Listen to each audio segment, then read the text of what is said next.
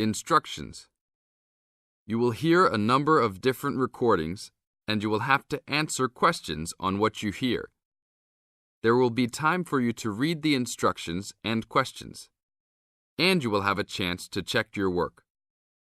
All the recordings will be played once only. The test is in 4 sections. Write all of your answers in the listening question booklet. At the end of the real test, you will be given 10 minutes to transfer your answers to an answer sheet. Now turn to Section 1 of your booklet. Section 1. You are going to hear a conversation between an agent and Scott. First, you have some time to look at questions 1 to 5.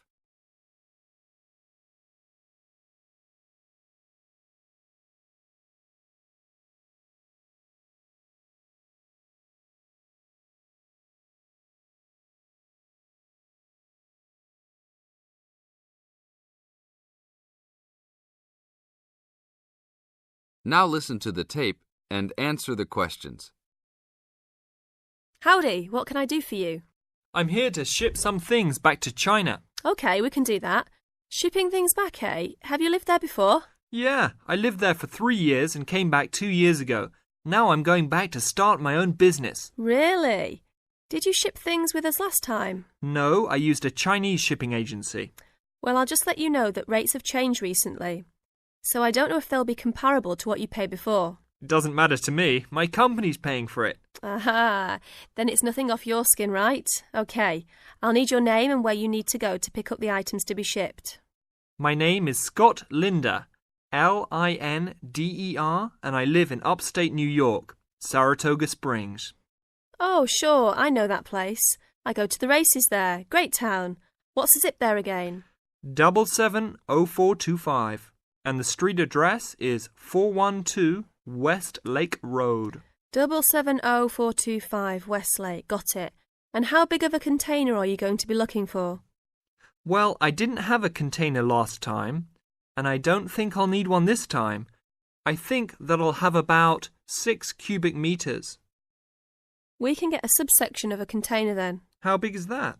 It's 2 meters wide and 3 meters long. 2 meters high, right? Yes, sir.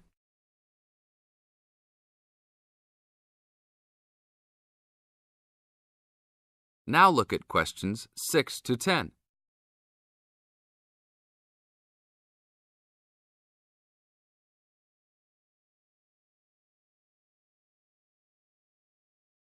As the talk continues, answer questions 6 to 10. And for customs, I need to know what sort of items will you be shipping? Mostly furniture. But we'll also have quite a few boxes of books too. Any clothing? Nope, but we'll have some bicycles and wood that we use for a loft bed. Be careful with those bicycles. I hear bicycle theft is a big problem in China. Not if you know how to secure your bikes and where to store them. Well, good luck. How valuable do you want me to list the entire shipment as being? Let's say about $3,500. Great. Now you'll also have to go over to the customs department to check with them about shipping the wood over to China. I know there are concerns about termites, bugs, etc. No problem. It's the same wood I brought over from China last time. Then you should be okay. It's just a formality. And last of all, where would you like the shipment to be delivered? Well, I will live in Beijing, but let's ship it to Tianjin. My company will pick it up there. That's all right then. Have a nice trip. Thanks for your help. This is the end of Section 1. You now have half a minute to check your answers.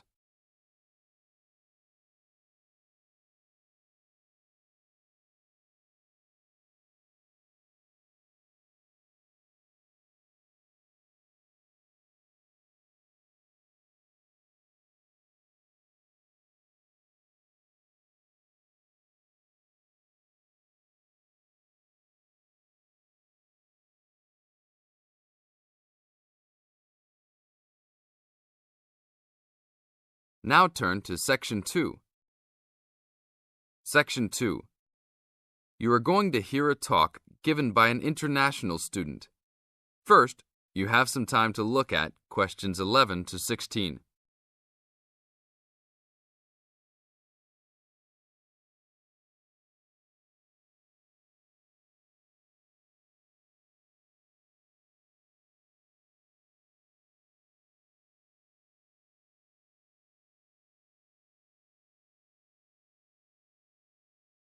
Now listen to the tape and answer the questions.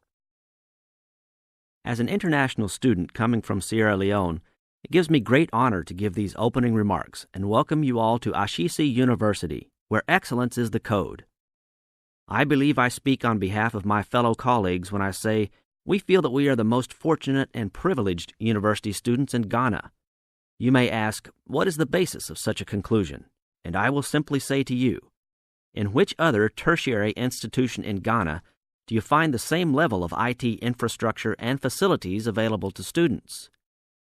Where also do you find such a low ratio of students to lecturers and computers? In which other educational institution do you find 55% of students on some sort of financial aid, who in addition enjoy services and benefits such as job placement after graduation, on-campus employment that pays above the minimum wage, a supply of textbooks, and access to online databases? Ladies and gentlemen, there is no other institution of higher education in Ghana today that matches the learning environment and the quality of instruction at Ashesi. I could continue listing reasons why we students feel this way, but I only have 5 minutes for this speech. Believe me, I could go on for hours. At Ashesi, everyone is considered a leader and is treated special. Ashesi equips us with the necessary determination, strength, and belief in ourselves to be able to achieve our goals. We are being taught to think outside the box and to question and challenge our assumptions about the world we live in. This, ladies and gentlemen, is one of the benefits of a liberal arts education, which seeks to broaden our intellectual capacity.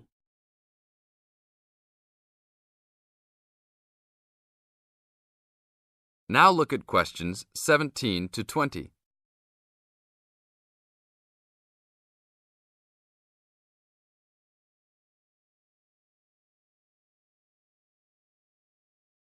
As the talk continues, answer questions 17 to 20. At Ashesi, we are also exposed to real-life situations and learn how to deal with them through a practical and vigorous academic program, as well as various seminars in which prominent leaders in their professions are invited as guests to interact and share their knowledge and experiences. Some people, even some of you in this audience, may believe that tuition at Ashesi is too high, but I say to you that the students here are unanimous in saying it is worth it. Not because we all come from well-to-do families, but because when it comes to one's education, you need to aim at getting the best from the right place. One's education defines who you are and what your perception of life and society will become. Ashesi offers us a top-quality education which meets high international standards. This is due to the strong linkages the school has established with 3 of the very best schools in the United States, namely Swarthmore College, which is ranked as the best liberal arts school in the U.S., UC Berkeley, and the University of Washington. In addition, Ashesi has recruited an excellent faculty consisting of lecturers from various countries, including Ghana, the UK, and the United States. These lecturers are among the best in their respective academic fields. I believe this is the school's greatest asset, a strong and knowledgeable team dedicated to achieving successful results from their students and who also love their job. I would like to end with a personal message.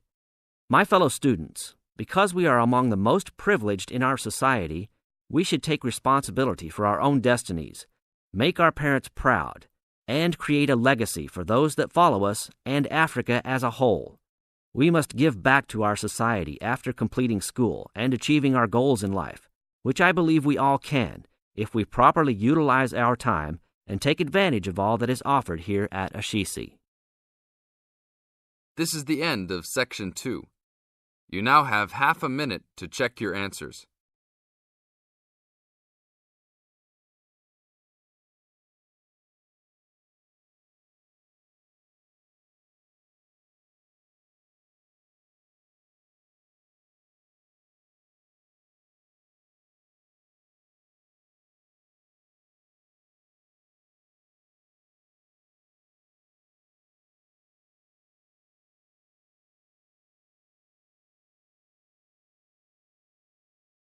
Now turn to Section 3. Section 3. You are going to hear a conversation between two students about studying abroad.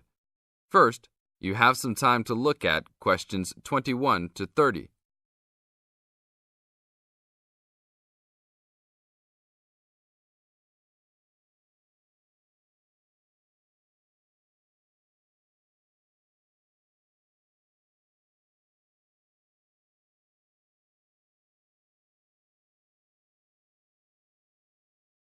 Now listen to the tape and answer questions 21 to 30. Hey Mary, how's school going? Haven't seen you in a while. What have you been up to? John, good to see you again. I've been really busy the last couple of weeks. I'm applying to study abroad next year. Really? So am I. I think it will be a great experience to be able to study in another country. What country do you want to go to? At first I wanted to study in Africa, but my parents really don't want me to go there because they think it will be dangerous. So now I'm thinking about going to Spain, Italy or Japan. Actually, I think Africa would be a fascinating place. I would want to go there to visit. Maybe not to study, but definitely I would want to go visit. For next year, I want to go to either China or Germany to study. But my parents can't afford any European countries. So maybe... Why China or Germany? Well, I want to go to China because I think it's a really interesting country with a long history. Plus, it has been changing so much, and I think it is a great time to be there. I really want to improve my Chinese also, and I've been taking Mandarin courses the last 2 semesters. I would want to go to Germany because my mother is German, and I want to learn more about my cultural background. How about you? Why the countries you chose? Well, I want to go to a Spanish-speaking country. I took Spanish in high school, so I figure if I go to a Spanish-speaking country, I'll be better off knowing some of the language already. But I have already been to Mexico many times, and South American countries don't have classes for my major, except for Brazil, but they mostly speak Portuguese there. I would want to go to Italy because I want to do a study about ancient Roman civilization. It has always been a dream of mine to go and see Pompeii and the volcanic ruins. Plus, my family has Italian roots and I love Italian food. I want to go to Japan mainly because my girlfriend was born in Japan and always tells me all of these fascinating stories about Japanese history and culture. I am a big fan of sumo wrestling also, so I've always wanted to see a sumo match in person. I really love sushi and almost all Japanese food. Recently, I have started to watch some Japanese baseball too. But of course, these are all secondary reasons. My main reason is of course my girlfriend and understanding her culture. I don't speak any Japanese though, so that is my major drawback. I think it is much better to go to a country if you can speak the language. That's great. When do you have to decide by? I have to finish all my applications this week. I'm really stressed trying to finish everything, on top of all my schoolwork. I'm almost done with my applications. I just have to finish the Italy application. I think my last choice is Italy, so I'm doing that one last. How long do you want to go for? I think I'm only going to go abroad for 1 semester, or else I won't be able to graduate on time. I have many classes left until I can finish my degree, and I'm not sure if I will be able to take them studying out of the country. I think I might be able to study in Spain because my Spanish is fluent, but definitely not in Italy or Japan, unless they have classes offered in English. I want to go for a year. I've heard that it's better to go for a year because you get a full experience and get a better grasp on the language. But I understand that most people can't finish their degree in time. It was hard trying to decide which country I would rather go to, but I think my first choice is to go to China. I know Germany will be great also. Either way, I will be thrilled to have the opportunity to study there. What's your first choice? I really don't have one. Actually, I think I'm like you. Just being able to study in another country will be great. Either Japan or Spain will be awesome. Italy will be awesome too. But I've been there a bunch of times, so I think I prefer to go somewhere else. Sounds exciting. We'll have to go to class now. It was great talking to you again. See you around next time? Yeah, sure. See you around. Hope that everything goes well. This is the end of Section 3. You now have half a minute to check your answers.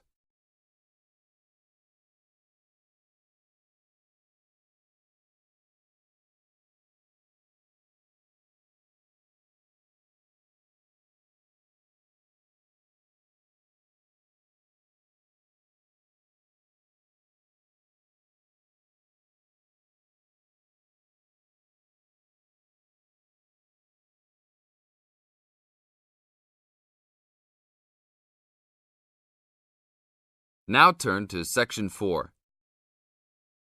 Section 4. You are going to hear a lecture on William Kidd. First, you have some time to look at questions 31 to 40.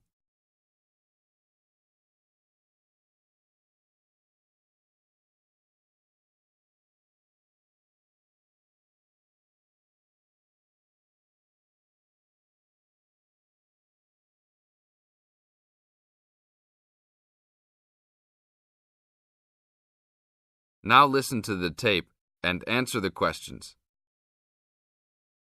A Pirate Story, William Kidd. William Kidd, who was better known by the name Captain Kidd, was a 17th century British privateer and semi-legendary pirate who became celebrated in English literature as one of the most colourful outlaws of all time. Fortune seekers have hunted his buried treasure in vain through succeeding centuries. Kidd's early career is obscure. It is believed he went to sea as a youth. After 1689, he was sailing as a legitimate privateer for Great Britain against the French in the West Indies and off the coast of North America. In 1690, he was an established sea captain and shipowner in New York City, where he owned property. At various times, he was dispatched by both New York and Massachusetts to rid the coast of enemy privateers. In London in 1695, he received a royal commission to apprehend pirates who molested the ships of the East India Company in the Red Sea and in the Indian Ocean. Kidd sailed from Deptford on his ship, the Adventure Galley, on February 27, 1696, called at Plymouth, and arrived at New York City on July 4th to take on more men.